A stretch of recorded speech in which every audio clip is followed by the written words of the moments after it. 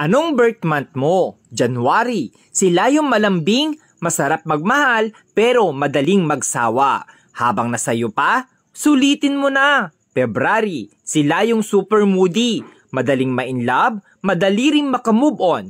Sweet, ma-effort, lalo na pag mahal niya talaga. March. Sila yung malambot ang puso, madaling lambingin, masarap mahalin, pero grabe kung magalit, mabilis mag-move on.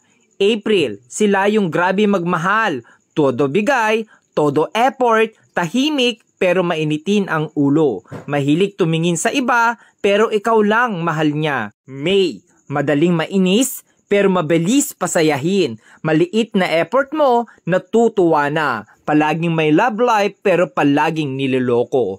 June, mahilig talaga mga liwa, pero kapag nakita na niya yung taong mahal niya, loyal kung loyal yan. Masayahin pero doble ang sakit ang kayang ibalik sa'yo once nasaktan mo. July, sila yung mga taong hindi mabilis magtiwala. Handang masaktan, mapasaya ka lang. Slowly, iyakin, emotional, mahilig magtampo. August, joker, abnormal, pero may tinatagong problema. Masarap kasama, masayahin, hindi showy, sakto lang magmahal. September, stick to one, loyal pero madalas lokohin kaya matigas ang puso. Masarap maglambing, mabait pero demonyo magalit. October, pag pinakita mong sa kanya ka lang at sayo lang din siya, pero pag niloko mo, mas maloko yan sayo. Mapang-asar pero siya yung napipikon. November, hindi mabilis magka-move on sa isang bagay. Marupok,